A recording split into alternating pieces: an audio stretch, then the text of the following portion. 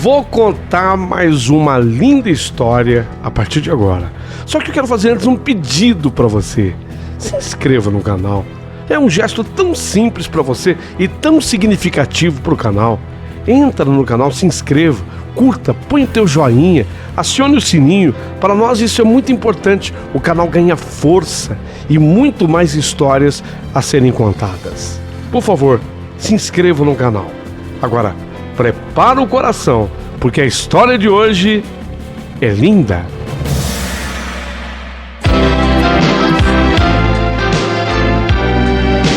Rádio Emoção. Paulinho Boa Pessoa. A verdade de cada um.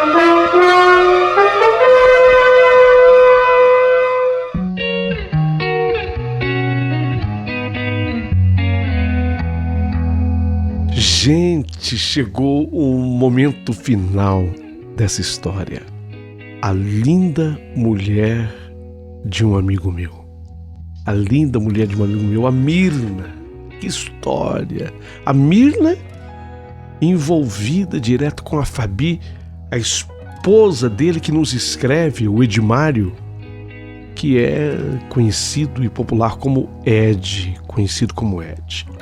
Esse capítulo final tem tantos acontecimentos e eu preciso narrá-los agora. Porém antes, pessoa, Deus a fez com perfeição, pessoa. Dotou você de capacidade, simpatia, inteligência. Olha, você pode ser, escuta o que eu vou falar. Tô falando olhando para você. Você pode ser o que você quiser ser. Então, por favor, seja gentil, porque a gentileza gerará sempre mais gentileza. E quando você fizer o bem a alguém, você vai descobrir que a maior beneficiada foi você, pessoa. Foi você. E se sobrar gentileza, manda uma ajuda aqui pro nosso canal. Não fica com raiva, não. Isso é muito normal de acontecer. Nos Estados Unidos tem acontecido muito, porque lá as pessoas estão conscientes que uma precisa muitas vezes ajudar a outra. E o nosso canal precisa de você, da sua contribuição, para crescer. Ah, mas já tá bom assim? Ótimo, se você o julga dessa forma, não tem problema nenhum. Mas se você quiser ver esse canal progredindo, crescendo, tendo um próprio estúdio, contratando mais gente, elaborando melhor as histórias, contribua. Manda um valeu demais. Basta você clicar no ícone criado pelo YouTube, é um coração, e dentro do coração um cifrão. É a ajuda feita por amor e com amor. Ajude-nos. Será muito importante. A nossa pessoa jurídica agradece. Não é para a pessoa física, é para a pessoa jurídica. Agradecemos. Mas agora, o capítulo final da história. Só que tem um detalhe. Você tem... Antes de ouvir essa parte, você tem 2 capítulos outros. A primeira parte e a segunda. Para depois você encerrar ouvindo esse capítulo final, que começa agora.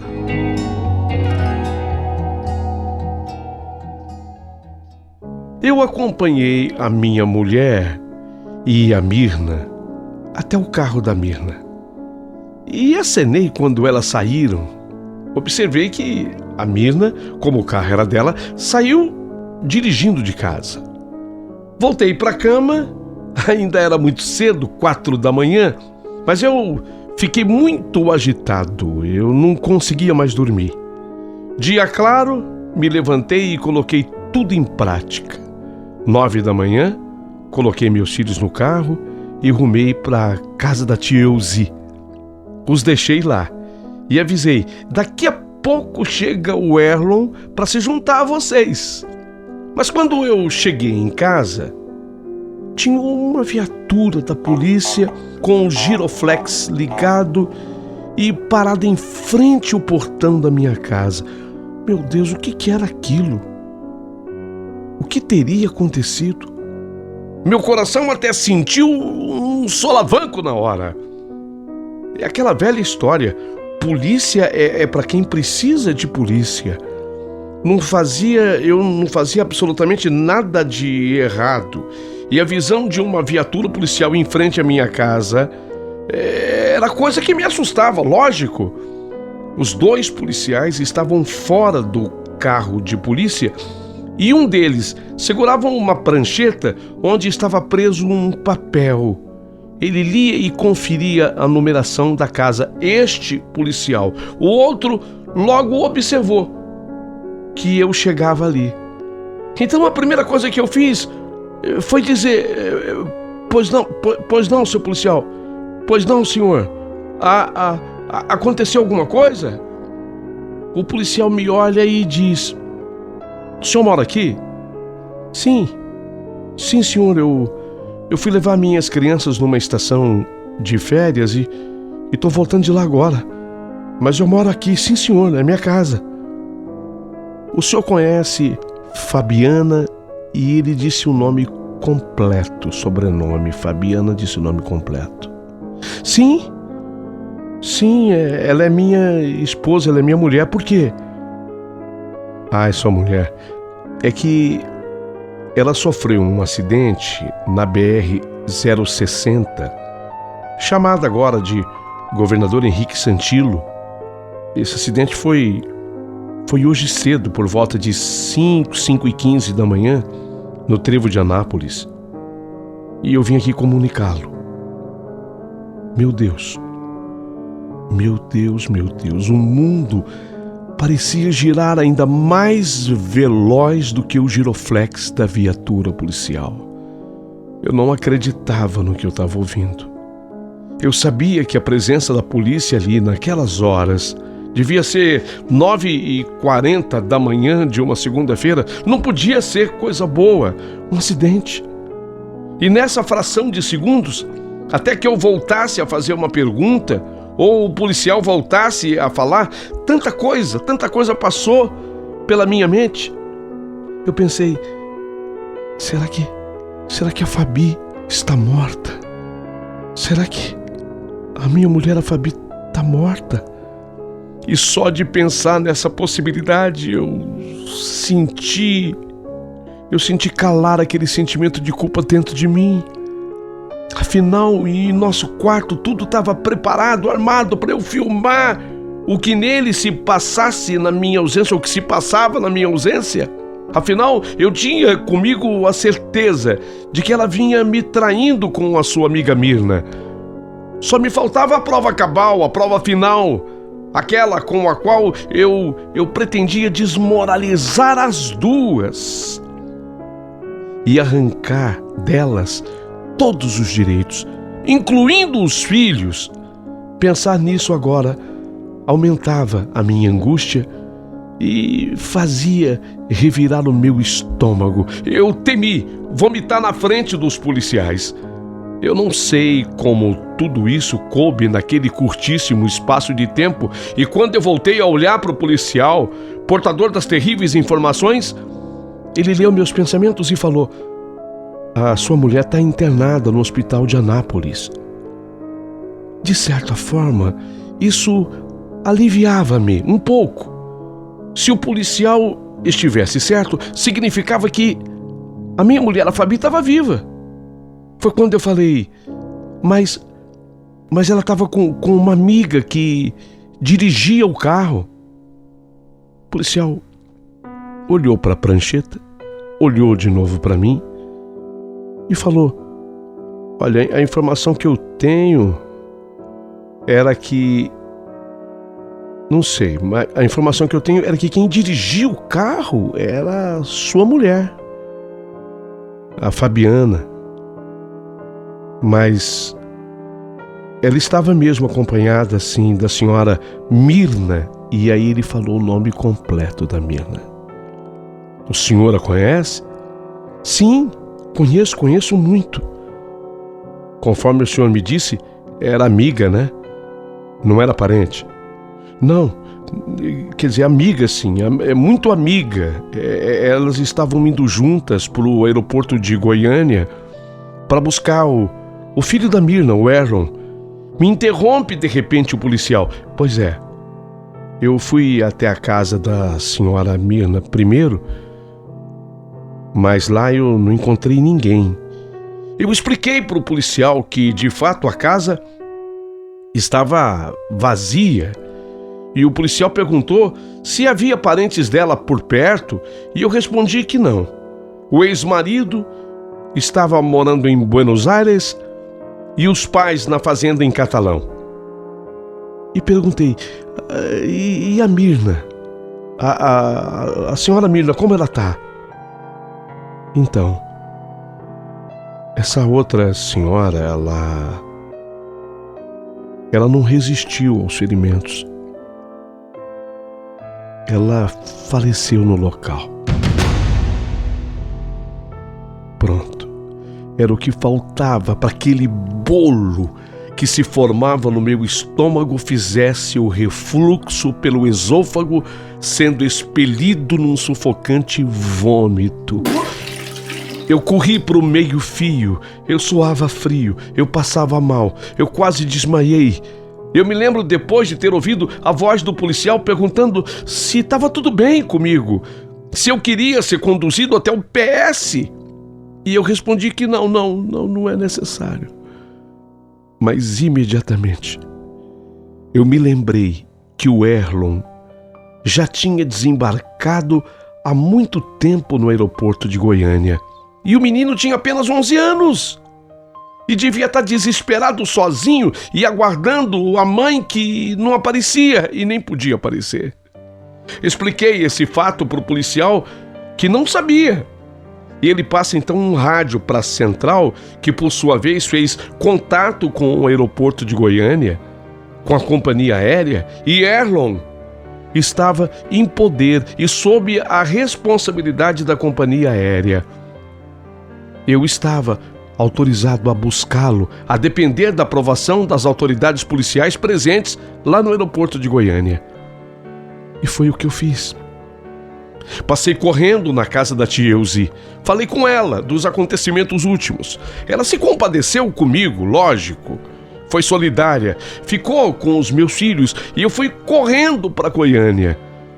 O difícil para mim foi passar pelo trevo de Anápolis, porque eu peguei a BR-060, era aquele o caminho. E passei pelo trevo de Anápolis. E ali eu vi que ainda existiam destroços do acidente, mas não cheguei a ver o carro da Mirna. E saber também que a minha mulher estava internada naquela cidade, Anápolis, mas eu sem poder ainda entrar para vê-la, eu tinha que primeiro buscar o Erlon. O menino devia estar desesperado. Cheguei ao aeroporto. Ele não estava mais no compartimento da companhia aérea, mas sim no posto da polícia. Achei que isso fosse complicar para levá-lo comigo, mas me enganei. O Erlon, quando me viu, ele sorriu, abriu os braços e veio correndo ao meu encontro e se jogou num abraço. Tadinho do Erlon. Ele estava desesperado, sabe? O Erlon estava desesperado. Eu tinha chegado às 6 da manhã e aquela hora já quase 13 horas. As policiais femininas, sempre tão sensíveis, ao verem a festa e a alegria que o Erlon fez comigo e para mim, o liberou na hora para me acompanhar. O menino, agora comigo, todo empolgado, me chamando de tio Ed, e eu perguntava para ele como tinha sido a estada com o pai dele lá em Buenos Aires. E ele, no seu comentário infantil, disse que foi legal, tio. Mas ele gostava mais daqui. Eu entendi perfeitamente o que ele queria dizer. A essas alturas, eu já tinha respondido sobre a mãe dele umas 3 vezes, mas eu me limitava em dizer que ela e a tia Fabi tinham tido um problema com o carro e que por isso ela não havia ido buscá-lo. Querendo me agradar, o Erlon, ele me dizia que tinha gostado de eu ter ido, deixando claro que ele gostava de estar comigo. Imediatamente nessa hora me lembrei da última conversa que eu havia tido com a Mirna, ainda naquela madrugada, quando ela me agradecia e dizia que eu era a referência masculina na vida do Erlon. Diante da segurança que eu observava em Erlon estando comigo, eu apenas comprovava. As palavras da Mirna tinham sido sinceras. Mas tudo isso não me fazia menos aflito para a hora de dar a notícia ao menino que a mãe dele tinha morrido. Ganhamos a BR-060 e de maneira monossilábica eu respondi às perguntas do Erlon. Quando meu celular tocou, era a Fabi, a minha esposa. Ela chorava muito, ela estava em estado de choque. Embora bem no seu estado geral de saúde, ela já sabia da morte da Mirna. Eu dizia a ela que eu estava com ela no carro para ela se tocar. Ela ouvia, mas ainda assim, ela pedia a minha presença lá no hospital. Falei para ela que eu entraria sim em Anápolis em minutos, especialmente para vê-la. E falei o bastante para que ela me entendesse. Fabi, eu vou entrar aí para te ver, eu vou levar o Erlon comigo, tá?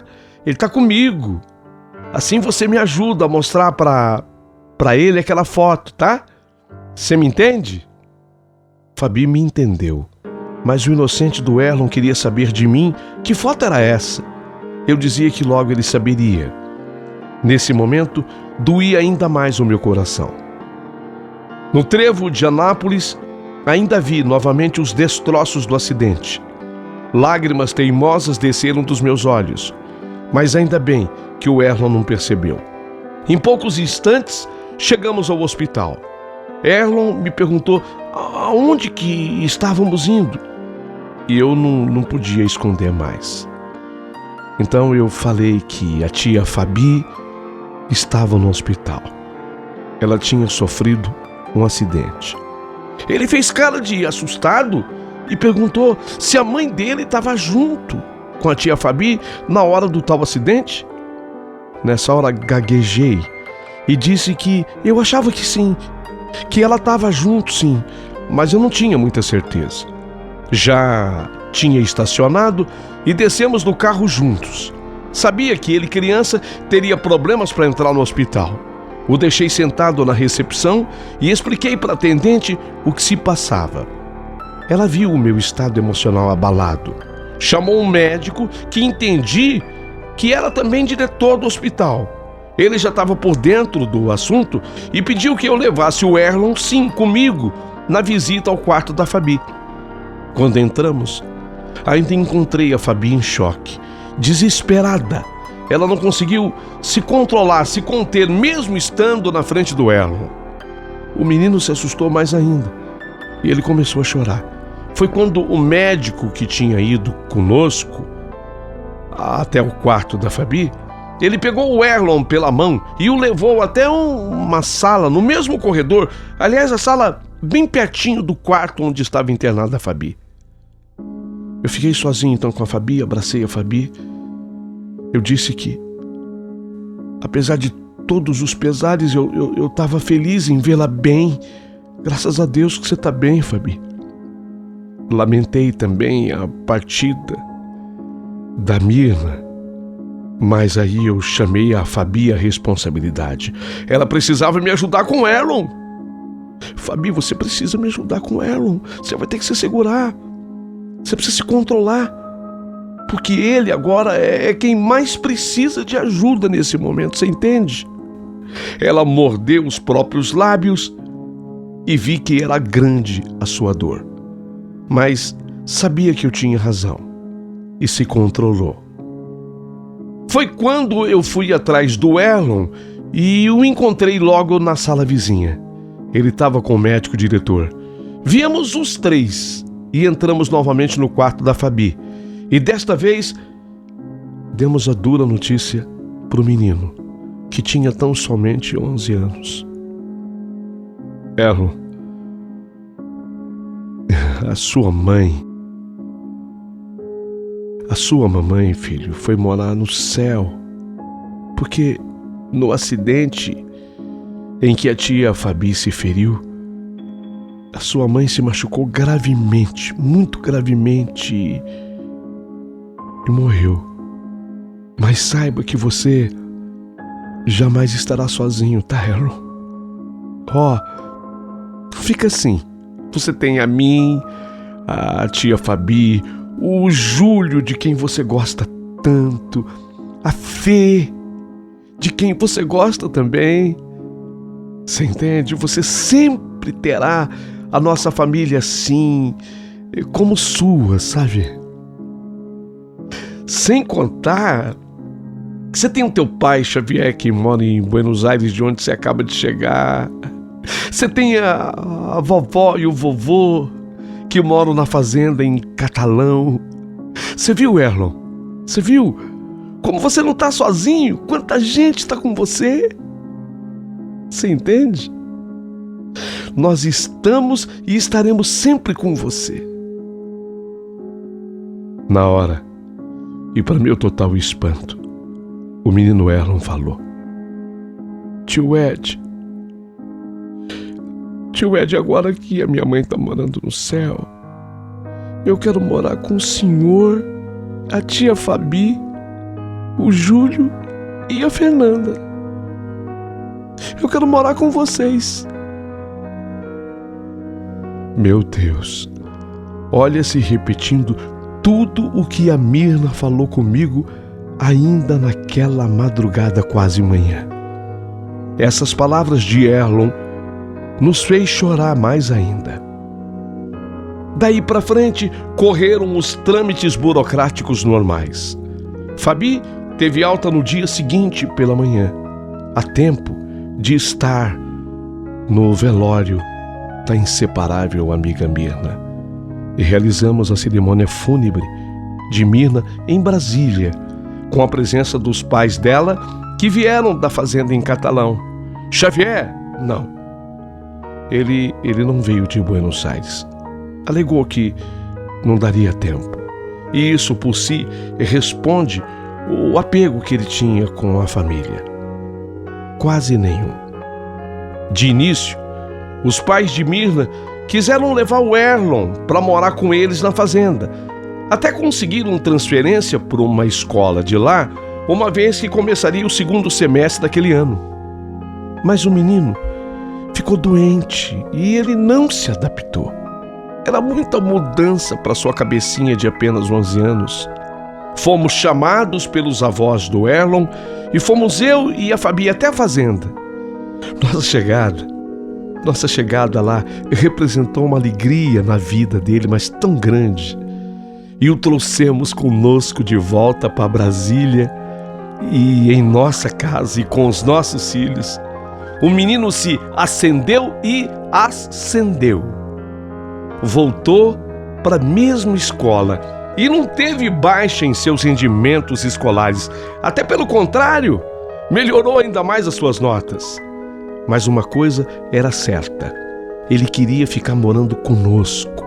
Ele queria se transformar no nosso terceiro filho. No fim daquele ano, passamos o Natal com seus avós na fazenda em Catalão. E eles eram a favor de Erlon continuar conosco.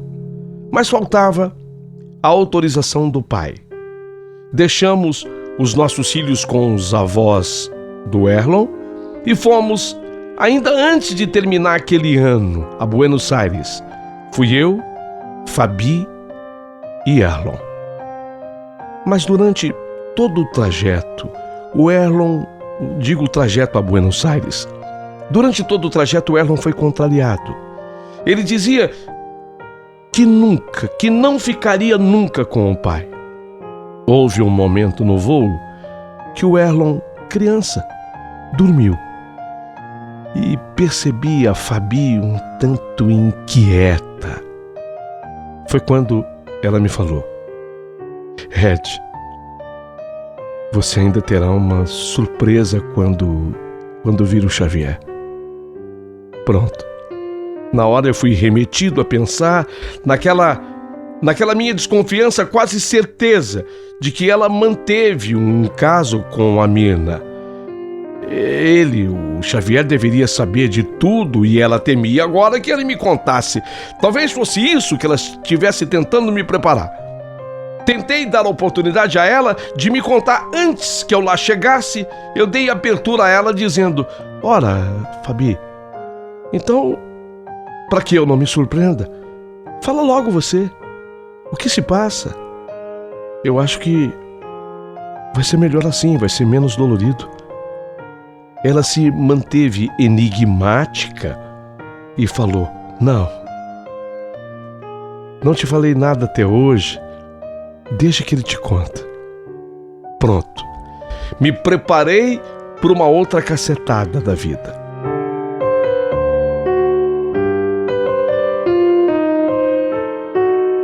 Em Buenos Aires chegando, entendi o porquê. Xavier já estava integrado noutra vida. E eu de fato levei um grande choque. Não por preconceito, porque isso eu não tenho, e vocês terão provas disso. Não por preconceito, porque eu respeito todas as pessoas como elas são. Mas, pelo o que eu sabia, o Xavier havia encantado com seus profundos olhos azuis uma balzaquiana argentina. Não era essa a realidade. Xavier vivia com um senhor argentino, um outro homem. Explicou depois e eu entendi. Noutro país, ele pôde assumir sua verdadeira natureza humana. Ele era homossexual. Eu não vi isso como o fim do mundo, mas apenas era a confirmação de que todos os seres humanos são complexos, como dizia Sigmund Freud. Em questões sexuais, todo ser humano mente, esconde alguma coisa. Ou ainda, de maneira mais teórica, que a psicanálise compreende as grandes manifestações da psique como um conflito entre as tendências sexuais ou libido e as fórmulas morais e limitações sociais impostas ao indivíduo. Esses conflitos geram os sonhos, que seriam, de acordo com a interpretação freudiana, as expressões deformadas ou simbólicas de desejos reprimidos. A cabeça do ser humano é complexa. No que diz respeito ao sexo, então eu sei respeitar em todas as pessoas essas complexidades, porque eu as tenho também. Diante da nova vida de Xavier, ele se mostra inapto para cuidar do filho de 11 anos, que ia fazer 12 brevemente, e não só autoriza, como agradece pelo menino passar a viver conosco. Palavras dele, Xavier: eu tenho certeza de que meu filho estará em excelentes mãos. Admiro demais você, Ed, e você também, Fabi. Foi assim que ganhamos, eu e Fabi, um terceiro filho. E Erlon passa a ser o que na verdade sempre foi: o irmão do Júlio e da Fernanda. Eu e Fabi lembrávamos juntos das últimas palavras de Mirna para comigo, falando especialmente da relação do seu filho para comigo, tendo-me como referência masculina como pai.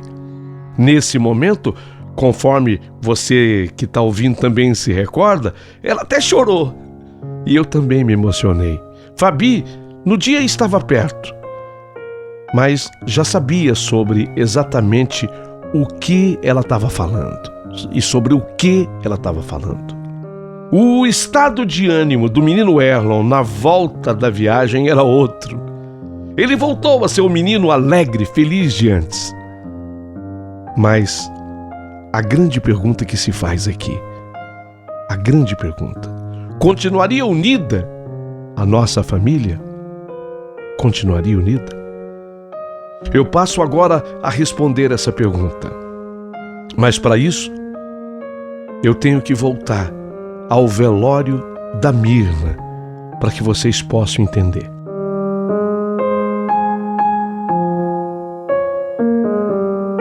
Foi uma tristeza sem fim tudo o que aconteceu naquela cerimônia fúnebre. Mas o sofrimento da Fabi, minha mulher, foi atroz. Ela não se conformava com a partida de Mirna.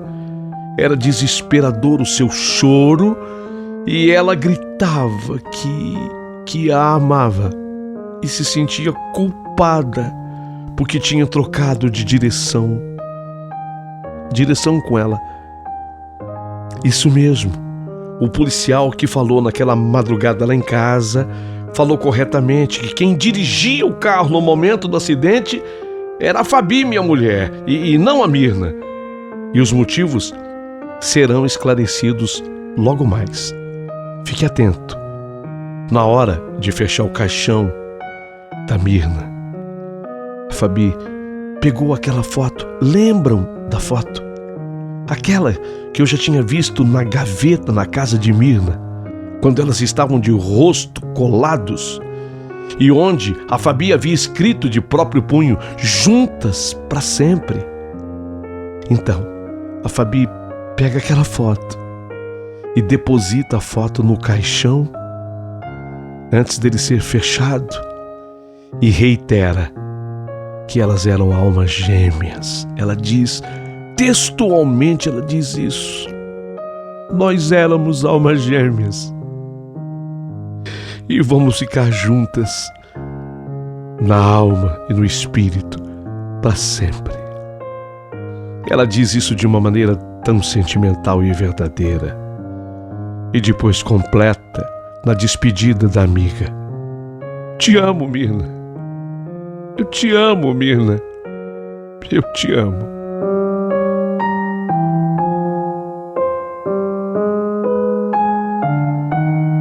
Não há dúvida de que foi uma despedida muito emocionante e muito sentida por todos os envolvidos, inclusive eu. Mas a minha mulher sofreu muito. Mas para quem assistiu, entendia tudo como a despedida de duas amigas que se amavam. Embora a minha mente era totalmente conduzida para aquele outro aspecto, o qual vocês já sabem. Mas eu ainda não podia buscar a confirmação para um fato que para mim era muito próximo de certo. Veio a missa de 7º dia. Fabi seguia muito triste. Era cedo ainda para eu abordá-la num assunto tão sério e tão delicado, sabe? E depois, nós tínhamos o problema do Erlon. Esse era o real problema. O período da adaptação, aquela coisa de ir buscá-lo lá na casa, lá na fazenda dos avós, trazê-lo de volta, fazer a matrícula dele de novo e readaptar o menino, acolhê-lo, fazer com que ele se sentisse acolhido, amado.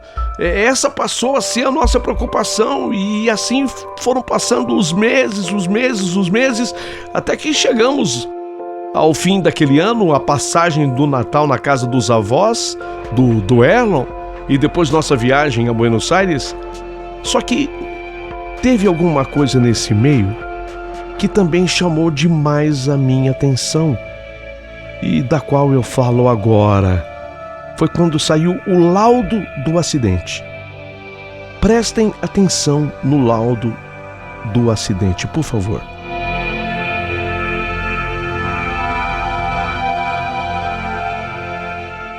Mirna dirigiu o carro até o alto posto BR-060. É um posto que fica na BR e não fica muito longe de Brasília, não. Perto de Brasília. Lá, Fabi foi para a direção do carro. Elas trocaram ali. No alto posto BR-060, elas trocaram. Não ficou bem claro o motivo, a razão, por que trocaram. Mas a Fabi, ela passou a conduzir o carro dali para frente. Ela vai conduzindo o carro. E quando ela estava passando pelo trevo de Anápolis, ela se distraiu. O carro perde velocidade numa distração. Sei lá, poderia-se concluir aqui que fosse sono. ela diminui a velocidade do carro. É comum, quando a pessoa sente sono, às vezes diminuir a velocidade do carro. Mas houve uma distração, por qualquer motivo. Ela, a Fabi, diminui a velocidade e o carro for abalroado por trás por um caminhão. Ela perde a direção, sai na lateral direita da pista e cai numa pequena ribanceira. Houve um capotamento do carro. Ela, a Fabi, estava presa no cinto de segurança, estava dirigindo, presa no cinto. Mas a Mirna não. A Mirna não, ela estava solta no banco do carona, no banco da frente. Por quê? Por que ela não estava usando o cinto de segurança, estava solta? Pergunta, por quê?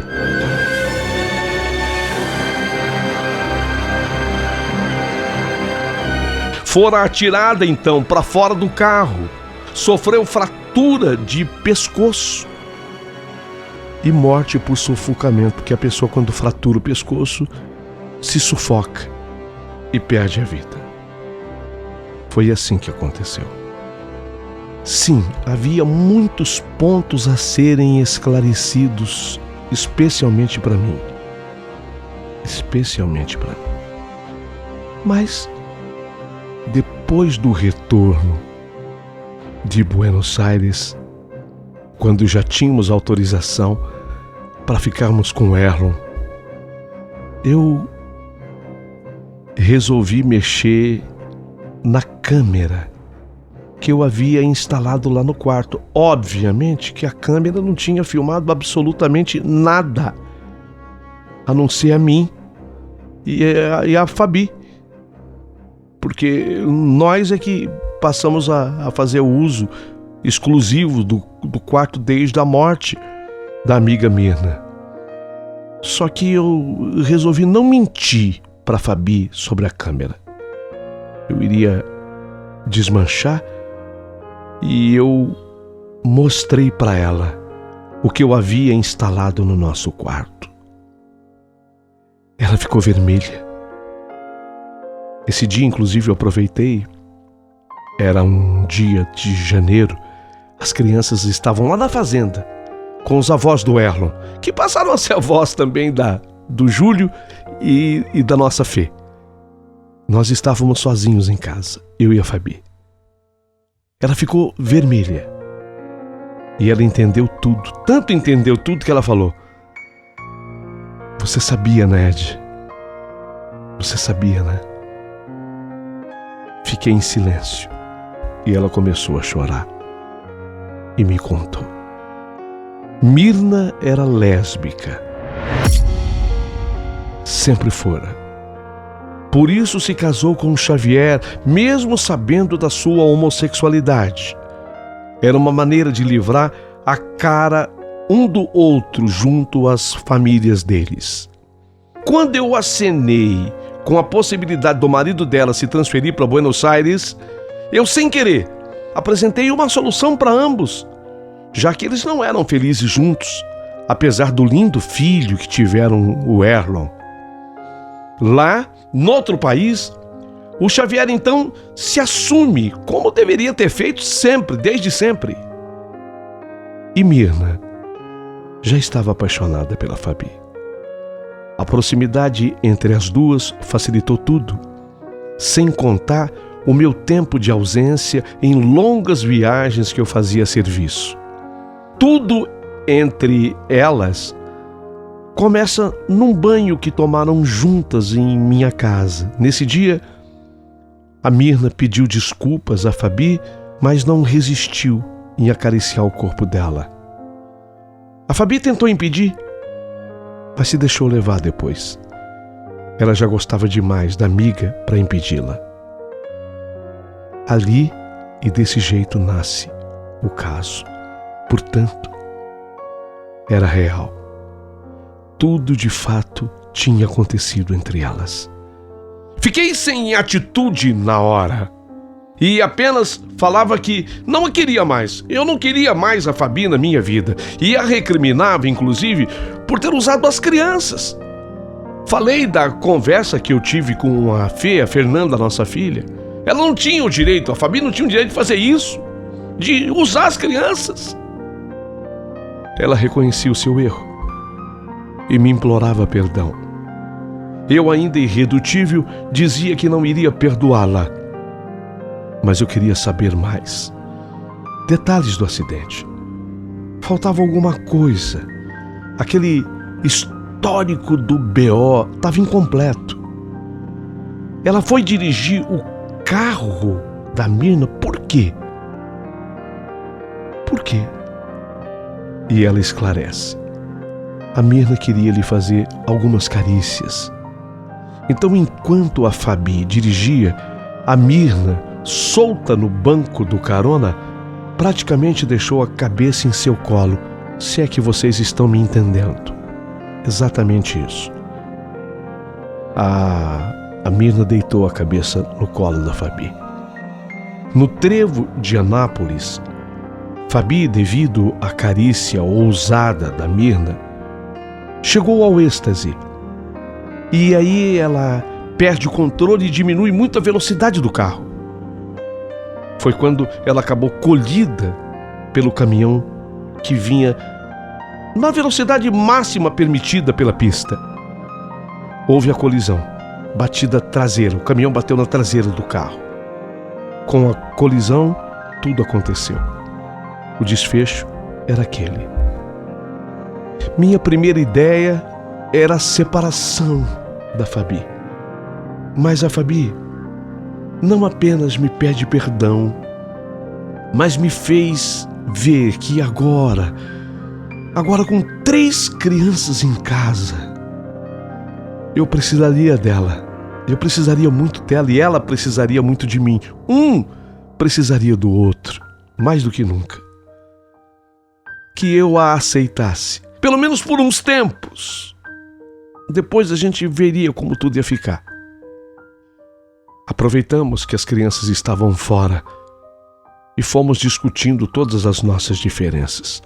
Na medida em que fazíamos aquilo, eu fui me acalmando mais, refletindo mais.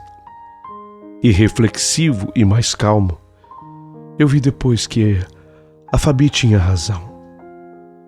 E fiz depois de um certo tempo aquilo.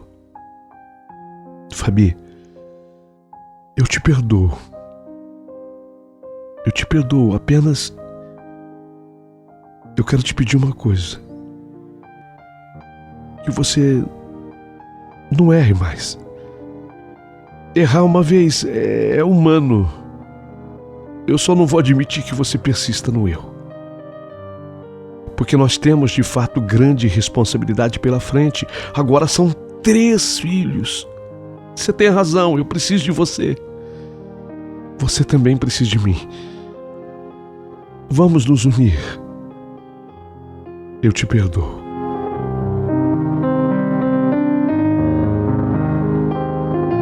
Tais fatos se deram em 2010.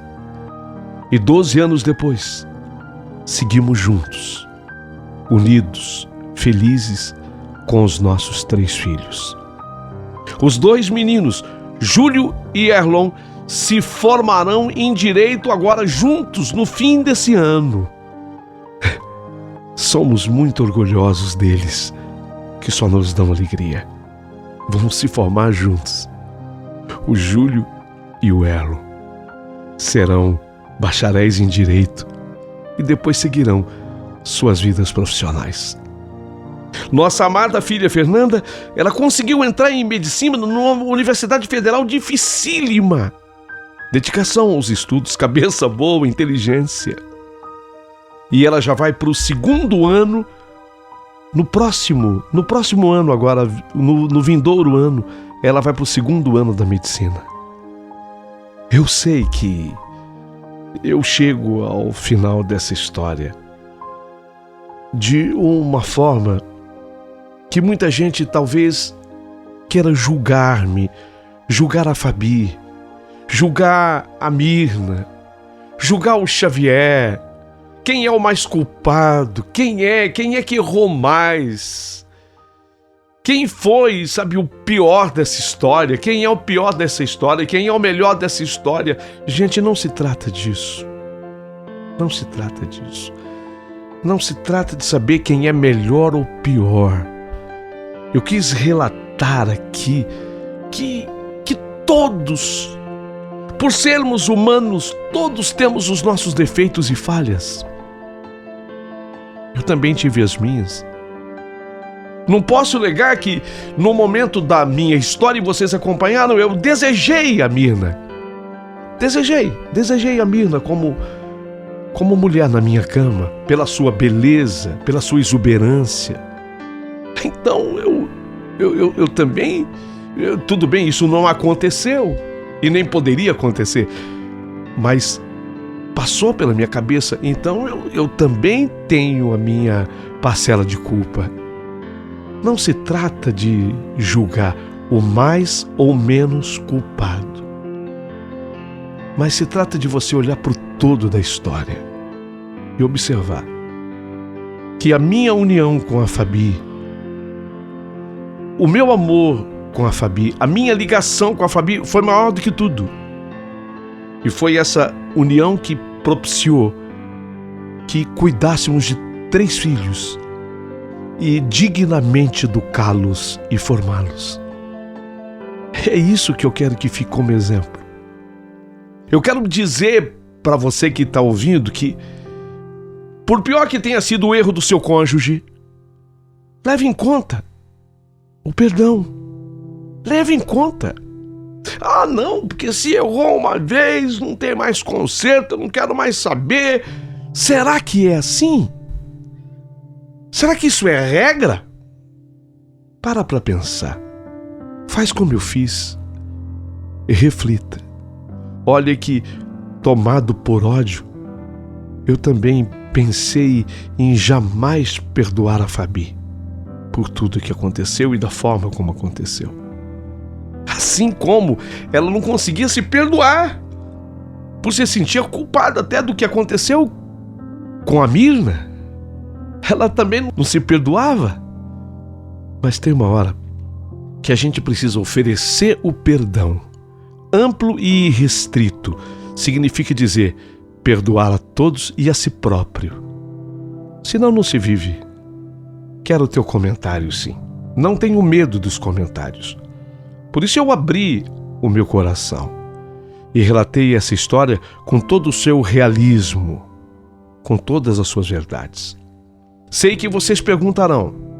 Hoje, o Erlon tem ainda um excelente relacionamento com os avós, que continuam lá na fazenda em Catalão. Tem também um bom relacionamento, não vou dizer ótimo, mas um bom relacionamento com o pai, o Xavier, que continua vivendo e morando em Buenos Aires.